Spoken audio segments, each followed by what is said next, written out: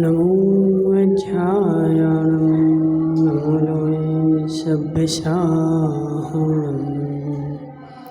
पंच परमेष्टि भगवान के अनंत अनंत सिद्ध परमेष्टि भगवान के 1008 देवादेव आदिनाथ भगवान के 1008 देवादेव श्री राम भगवान के हे आचार्य भगवान रवि सेन स्वामी के आचार्य भगवान विद्यासागर जी महाराज के आचार्य भगवान विशुद्ध सागर जी महाराज के। यहाँ पर अपना पद्म पुराण चल रहा था और जिसमें अपन देख रहे थे कि दशानन नल कुंवर को जीतने के लिए गया था। नल कुंवर को जीतने के लिए दशानन गया था और वहाँ पर क्या हुआ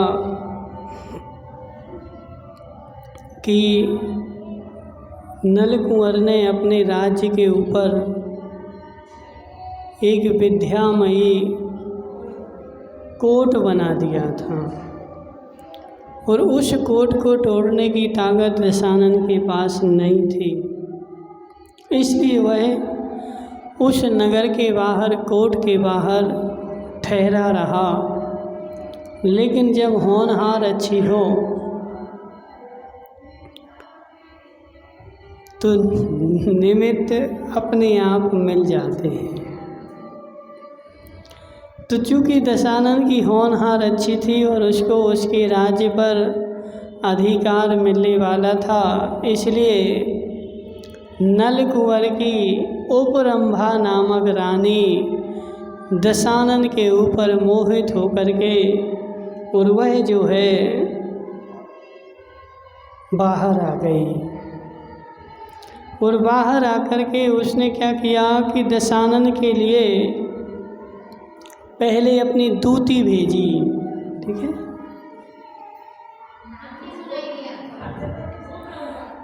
वैसे ही ठीक है। तदनंतर दूती की बात सुनकर रावण ने दोनों हाथों से कान ढक लिए।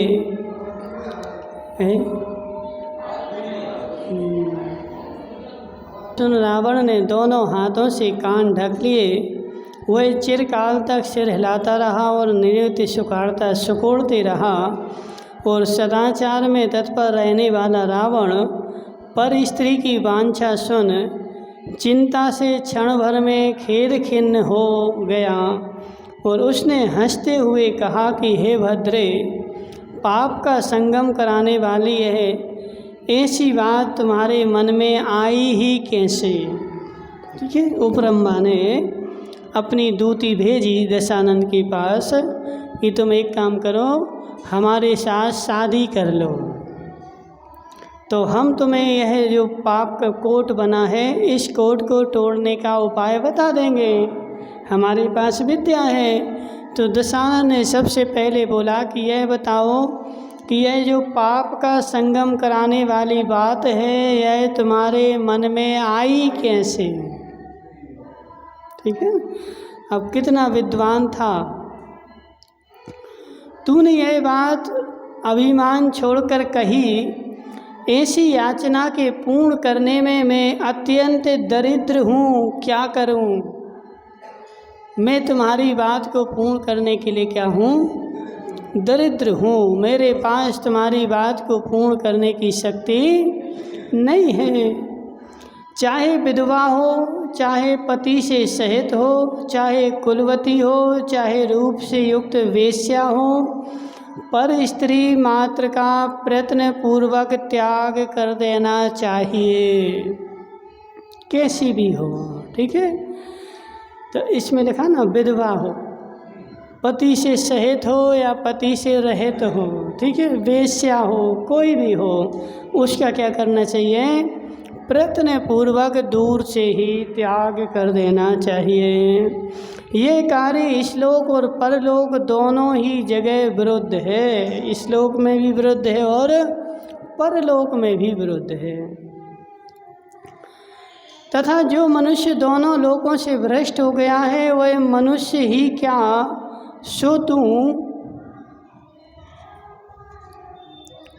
ही कहे हे भद्रे, दूसरे मनुष्य के मुख की लार से पूर्ण तथा अन्य मनुष्य के अंग से मर्दित झूठा भोजन खाने की कौन मनुष्य इच्छा करता है। ठीक है, झूठा भोजन संसार में मात्र एक ही प्राणी है जो खाता है, और वह कौन है, तो श्वान है। ठीक है, श्वान जो है वो झूठा भोजन खाता है। तदनंतर रावण ने यह बात प्रीतिपूर्वक विभीषण से एकांत में कही। सो नीति को जानने वाले तथा निरंतर मंत्री गणों से प्रमुखता धारण करने वाले विभीषण ने इस प्रकार उत्तर दिया कि हे देव, चूँकि यह कार्य ही ऐसा है, अतः सदा नीति के जानने वाले राजा को कभी झूठ भी बोलना पड़ता है। ये सारी बातें जो रहीं विभीषण से जाकर के उसने एकांत में कही। किसने? रावण ने। तो विभीषण जो था वो मंत्री गणों से हमेशा घिरा रहता था और नीति निपुण था, तो उसने रावण को समझाया कि हे भ्राता, चूँकि तुमने जो काम कहा है यह लोक में विरुद्ध है, बदनाम करने वाला है, लेकिन कभी कभी नीति के जानने वाले राजा को झूठ भी बोलना पड़ता है। क्यों? क्योंकि बिना झूठ के राजनीति नहीं चलती। ठीक है, राजनीति की सत्ता झूठ के ऊपर ही खड़ी हुई है। खोडनी अम्मा, ठीक है ना। जिसको राजनीति करनी है उसको झूठ का सहारा लेना ही पड़ेगा। बिना झूठ का सहारा लिए राजनीति होने वाली नहीं है, तो उसने झूठ का सहारा बोलना पड़ता है। संभव है स्वीकार कर लेने से संतोष को प्राप्त हुई उपरंभा उत्कट विश्वास करती हुई किसी तरह नगर लेने का कोई उपाय बता दे। विभीषण बोल रहा है कि यदि अपन ने उसको संतोष दे दिया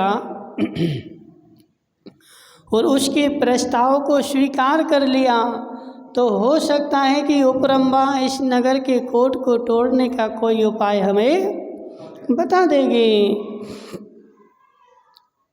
तदनंतर विभीषण के कहने से कपट का अनुसरण करने वाला रावण ने दूती से कहा कि हे भद्रे, तूने जो कहा है वह ठीक है, चूँकि उस बेचारी के प्राण मुझ में अटक रहे हैं और वह अत्यंत दुख से युक्त है, अतः मेरे द्वारा रक्षा करने योग्य है। यथार्थ में उदार मनुष्य दयालु होते हैं। उदार मनुष्य कैसे होते हैं? दयालु होते हैं। इसलिए जब तक प्राण उसे नहीं छोड़ देते तब तक जाकर उसे ले आ। प्राणियों की रक्षा करने में धर्म है, यह बात पृथ्वी पर खूब सुनी जाती है। इतना कहकर रावण ने उस दूती के लिए विदा कर दिया और आने पर रावण ने उसका बहुत आदर सत्कार किया।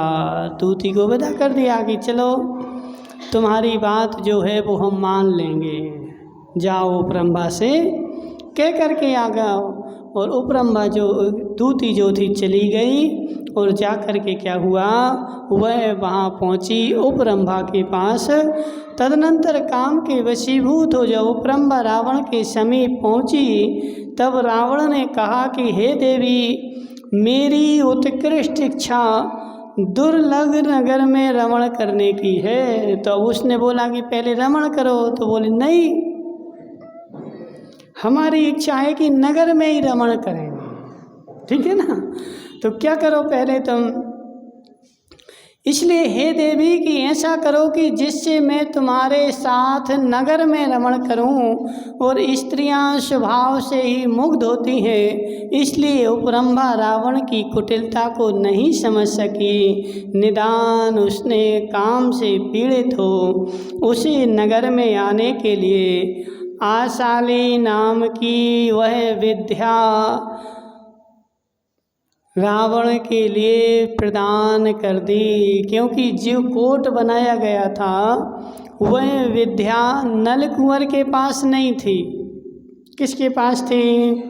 उपरंभा के पास थी, और उसका तोड़ भी उपरंभा के पास ही था, और उसका नाम था आशाली नाम की विद्या, जो उस नगर के कोट को तोड़ सकती थी। और वह नगर की वह विद्या जैसे दी तो प्राकार बनकर खड़ी हुई थी, तथा व्यंतर देव जिसकी रक्षा किया करते थे। ऐसा नाना शास्त्र बड़े आदर के साथ दे शस्त्र बड़े आदर के साथ उसने रावण को समर्पित कर दिए।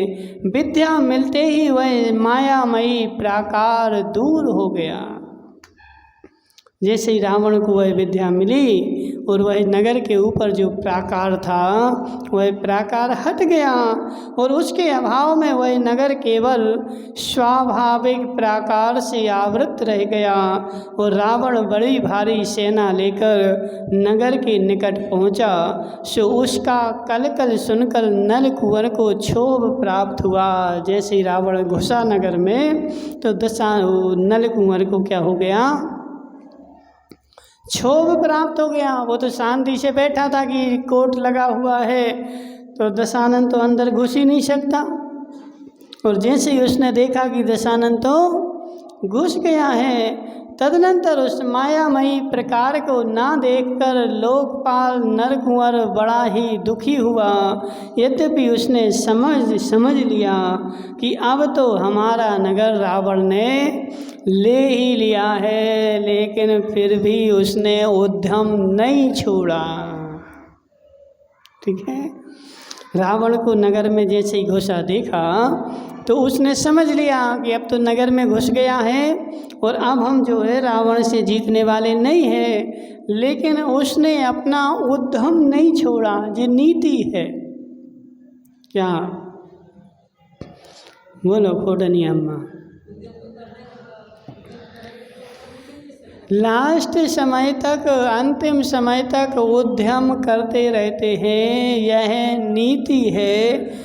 पता भी चल जाए कि अब ऐसा होने वाला नहीं है, लेकिन उद्यम जो है, पुरुषार्थ जो है, लास्ट समय तक नहीं छोड़ा जाता है। ठीक है, वह पुरुषार्थ को धारण करता हुआ बड़े श्रम से युद्ध के लिए बाहर निकला और अत्यंत पराक्रमी सब सामंत उसके साथ थे।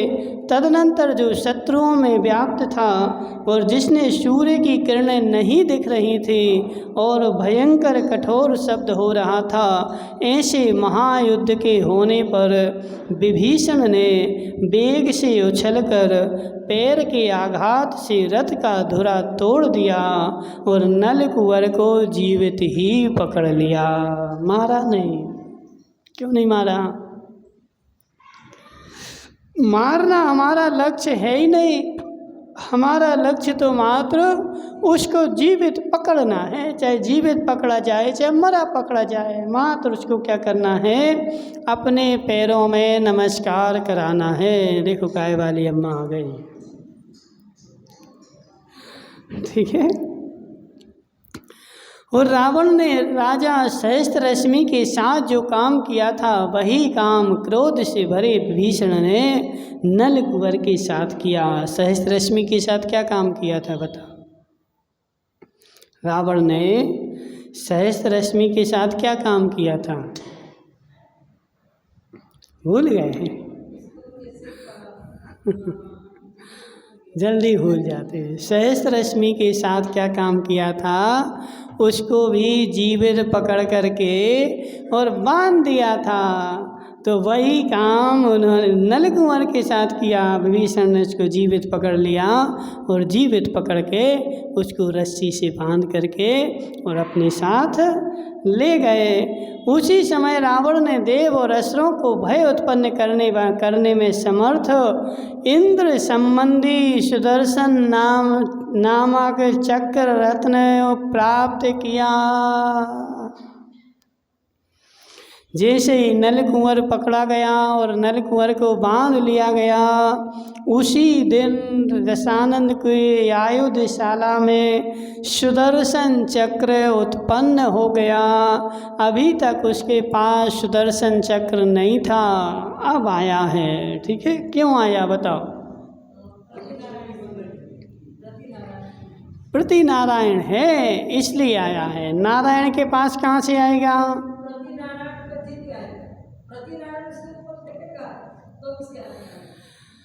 जो नारायण है ना, प्रति नारायण की आयुधशाला में चक्र रत्न उत्पन्न होता है।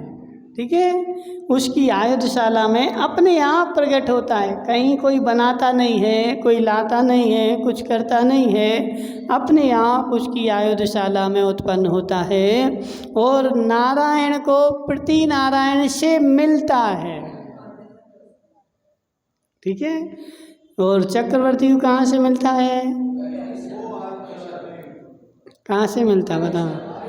उनकी आयुधशाला में उत्पन्न होता है। ठीक है, यही सब नियम है, याद रखना हमेशा। ठीक है,